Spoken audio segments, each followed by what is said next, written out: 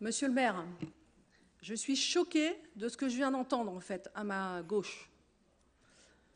Comment on peut parler de clientélisme communautaire, de récupération? Comment on peut parler de ça alors qu'à des milliers de kilomètres se passe une vraie tragédie, un vrai massacre, des centaines d'enfants, des centaines de milliers d'enfants, des centaines de milliers de femmes et d'hommes sont massacrés? Nous avons tous condamné les attaques du 7 octobre. Qui peut dire ici, qui peut soutenir ici, quand on est un être humain, qui peut soutenir ce qui s'est passé le 7 octobre? Bien sûr que non, personne ne cautionne ce qui se passe quand il y a des massacres de civils. Mais la riposte qui est intervenue après, monsieur le maire et chers collègues, c'est pas cautionnable. On ne peut pas parler de clientélisme. On est tous des êtres humains, en fait. Voilà, moi, c'est extrêmement choquant ce que je viens d'entendre, alors qu'actuellement, il y a encore des gens qui souffrent, qui sont massacrés. Donc, OK, à un moment donné, il faut arrêter la langue de bois, la langue de politicienne. Moi, je ne supporte pas. Voilà. Et quant à ce que vous avez dit, monsieur le maire, je vous remercie pour ces paroles, bien que je ne sois pas tout à fait d'accord sur ce qu'il faut faire sur le déjumelage avec Haïfa. Oui. Mais j'eus aimé, il y a beaucoup de voix qui s'élèvent en ce moment et qui œuvrent maintenant pour la paix et qui appellent à la reconnaissance de la Palestine. C'est très bien, mais j'eus aimé, et les collectifs qui, depuis la riposte israélienne, sont tous les dimanches sur le terrain, ils eussent aimé que tous, on soit à leur côté, pour justement soutenir ces revendications. C'est très bien que maintenant ils interviennent, cette parole, mais j'aurais aimé quand même qu'elle intervienne plus tôt, et les collectifs, qu'on soit tous autour, avec les députés de la France Insoumise, toute cette majorité. Oui, et alors, c'est quoi le problème avec la France Insoumise? Chut. Madame Aïcha, vas-y, continue, n'écoute pas, continue. Ah non, mais moi j'écoute personne en fait, ben, ni à ma droite, ni à ma gauche. Voilà. Allez, droit Donc, devant. moi je voulais dire ça parce que je suis outrée. Maintenant je vais passer à mon intervention. Je tiens avant tout à remercier notre ville, donc ça je l'ai déjà dit, pour le déblocage d'une nouvelle aide financière en faveur des Gazaouis qui survivent dans la bande de Gaza. Il est crucial que notre collectivité affiche une solidarité totale avec tous les peuples opprimés. Concernant cette nouvelle aide de la ville de Marseille, je souligne que l'ONG UNICEF n'a quasiment plus aucune marge de manœuvre dans les territoires occupés, notamment à Gaza. Vous l'avez dit, monsieur le maire. L'aide humanitaire est malheureusement coupée.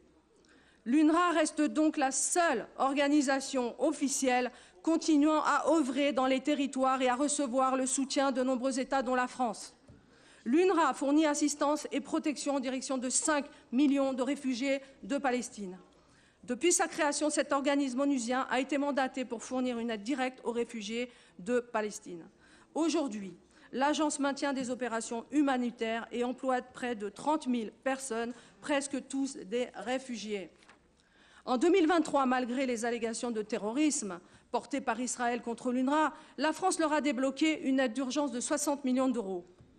Je défends une vision souveraine dans les décisions municipales lorsqu'il s'agit dans des questions locales, nationales ou internationales.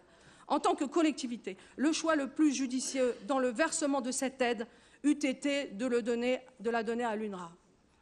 Aujourd'hui, devant la gravité de la situation et le sort funeste réservé à des millions de Palestiniens, nous ne pouvons plus nous contenter uniquement de l'aide humanitaire.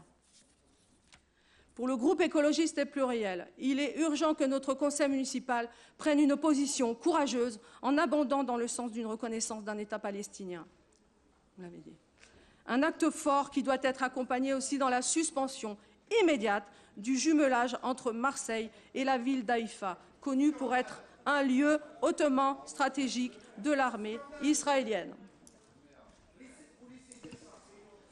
Mais vous connaissez ma position. Eh oui, c'est par là que transitent si vous saviez les ce que armes je laisse dire et dans les ce conseil composants municipal, qui monsieur. entrent dans les... Allez-y, madame Ghedjali.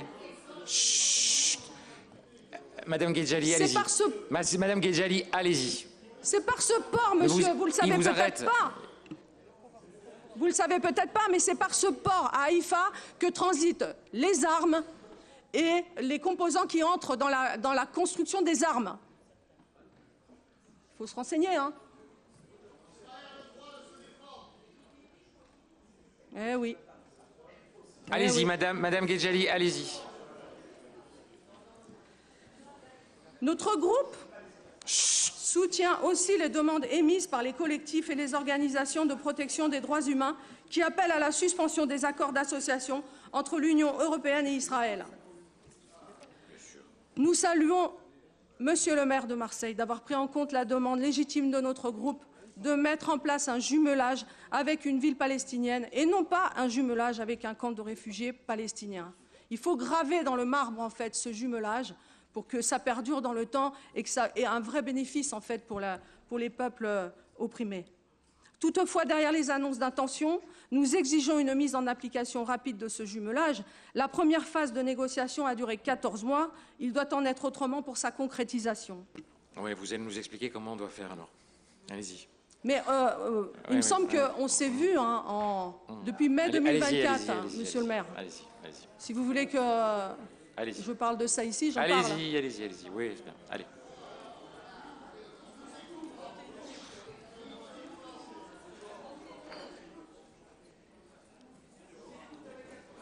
Oui, écoutez-moi. Écoutez-moi parce que je ne prends pas souvent la parole, donc c'est bien de m'écouter un peu. Chut, laissez Madame Guedjali s'exprimer. Madame Guedjali, allez-y. Non, mais ça m'amuse. Allez-y, non, mais c'est pas amusant, Madame Guedjali, allez-y. Il faut aller plus loin. L'histoire nous jugera, elle nous jugera.